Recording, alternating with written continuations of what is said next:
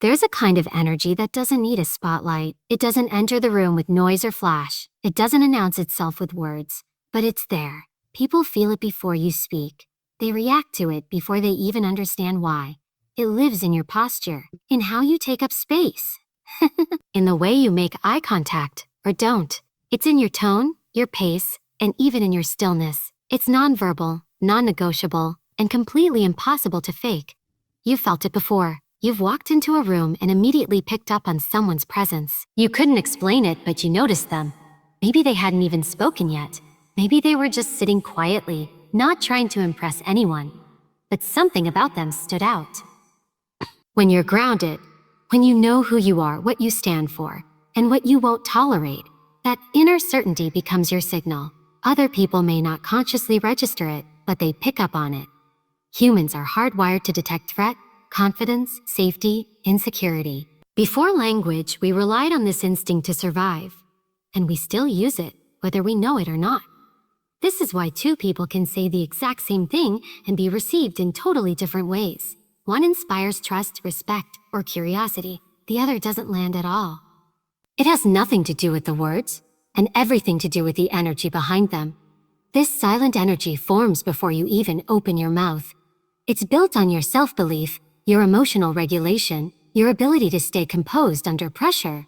It comes from doing the internal work most people avoid.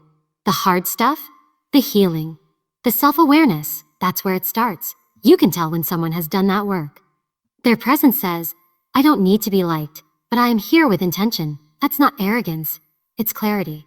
And people feel it. On the other side, people also feel your insecurity. You don't have to say you're nervous or unsure. They already know. You don't have to say you're desperate to impress. It's obvious in your energy. You can try to cover it with charm, jokes, or high volume. But none of that hides the truth, because energy never lies. This is why mastering your presence is more important than mastering your pitch. If your energy doesn't align with your words, people will feel the disconnect. They may not be able to explain it, but something won't sit right. And they won't trust you. The real challenge is that this energy can't be memorized, copied, or downloaded from a script. It has to be lived, built, practiced. It's found in the way you enter a room without shrinking and without taking more than you need. It's in the way you speak without rushing. The way you listen without looking away. It's your ability to stay grounded when others get reactive. It's calm, it's focus, it's control. We live in a culture that often confuses volume with value. The louder someone talks, the more confident they seem. The more opinionated someone is, the more people assume they must be right. But true conviction doesn't need to raise its voice. It doesn't beg for validation. It doesn't need to win the argument. It simply is. Conviction shows up in how someone holds a line, even when it's unpopular. It's the ability to stay rooted when challenged, not flinch when questioned, and not over-explain when misunderstood. People with conviction don't panic when others disagree with them. Why? Because they don't base their sense of truth on outside approval. Loud opinion, on the other hand, is often fueled by insecurity. It wants to dominate, not inform. It pushes to be heard because underneath all the noise is doubt. People who shout the loudest often fear silence, because in silence they might be exposed. They might have to examine the foundation of what they believe, and realize it's weaker than they thought. Silent conviction is steady. It listens more than it speaks. It absorbs before it reacts. It doesn't confuse reaction with strength. People who live in conviction understand that not every challenge needs a response. Not every comment needs correction. Not every fight deserves your energy. It's easy to have opinions. They're everywhere. They're on every post, every comment thread, every conversation. But having a deep, unshakable belief built from experience, reflection, and internal alignment is rare, and that rarity is magnetic. Silent conviction isn't passive, it's just measured, it's disciplined, it understands timing. It's not afraid to speak, but it chooses when to speak, and how much. That restraint signals power, because the person who doesn't need to prove anything is often the one who knows more than they say. People with silent conviction influence others in subtle, lasting ways. Not because they're louder, but because they're consistent. You feel their alignment, you trust their steadiness, you sense that what they believe they've earned. That's why it's dangerous to underestimate someone just because they're quiet. Quiet doesn't mean unsure. Quiet often means focused, listening, calculating. Resolved. There's a pressure today to always have something to say, to react instantly, to comment, respond, correct, debate. But power doesn't live in constant noise, it lives in clarity. And clarity doesn't rush. Silent conviction can sit with disagreement without collapsing. It can hold the weight of discomfort without folding. It doesn't need the last word. It doesn't chase applause. It knows its value, and it acts from that place. Respect doesn't come from how nice you are. It doesn't come from how agreeable, how flexible, or how available you make yourself. Real respect is built when you draw a line and hold it. Boundaries are not walls to keep people out. They're signals that show people how to engage with you. Boundaries tell others, this is what I allow, and this is what I don't. They are not about control. They are about clarity. Without them, you invite confusion, resentment, and imbalance. With them, you create structure, and structure earns respect. The truth is, people test limits all the time, consciously or not. That's human nature. Whether it's emotional, professional, or physical, people learn how to treat you based on what you tolerate. When you say yes to everything, when you let things slide just to keep the peace, you're teaching people that your needs are negotiable, that your time, energy, and values are secondary. But when you establish boundaries and stick to them, you do something different. You show that your self-respect isn't conditional.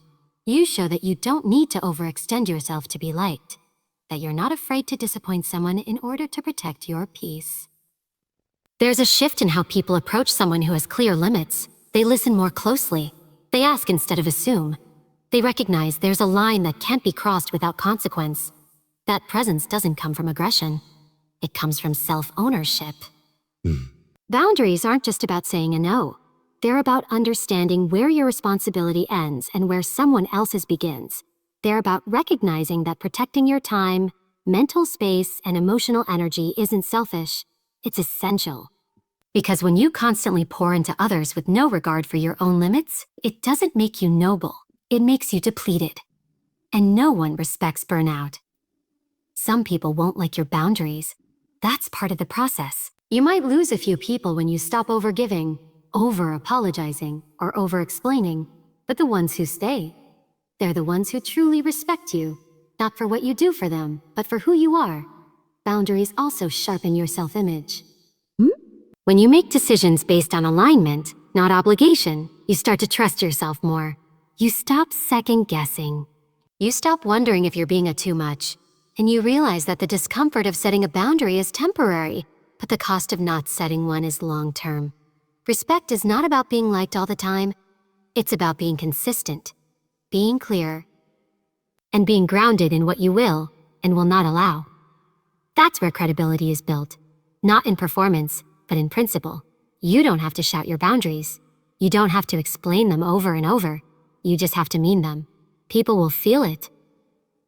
And over time, they'll adjust, or they'll exit.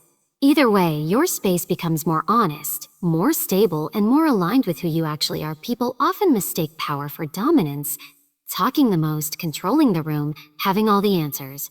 But real power doesn't always look like that. It's quieter, sharper, more strategic. One of the most underrated power moves is curiosity. Genuine curiosity isn't weakness. It's not passivity. It's an active decision to understand before reacting, to observe instead of immediately speaking.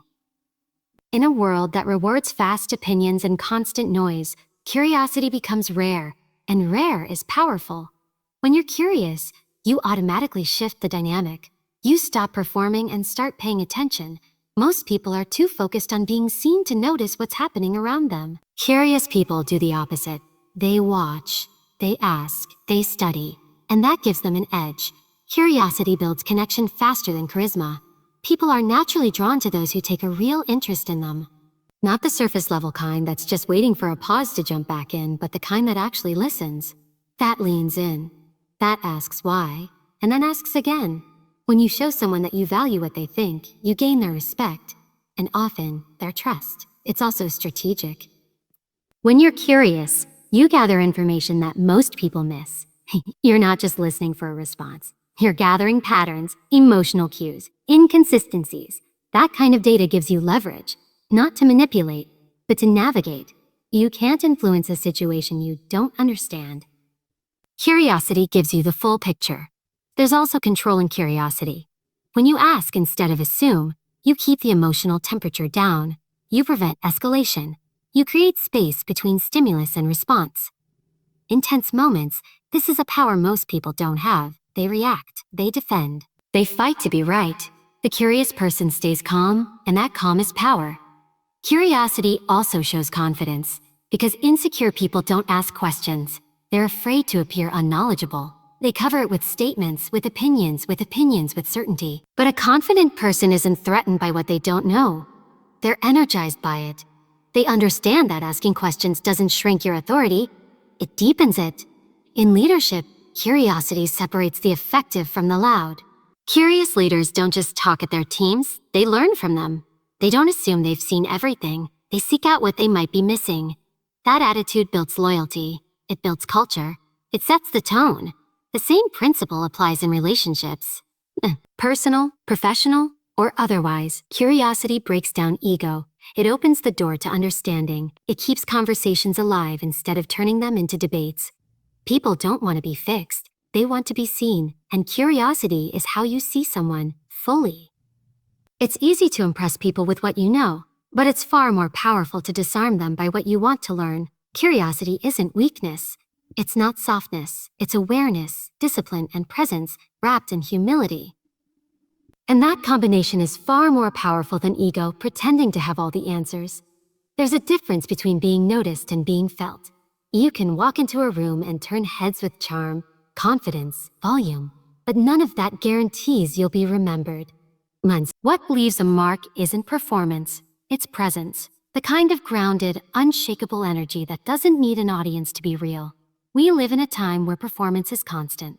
People perform for social media, for approval, for attention, for validation.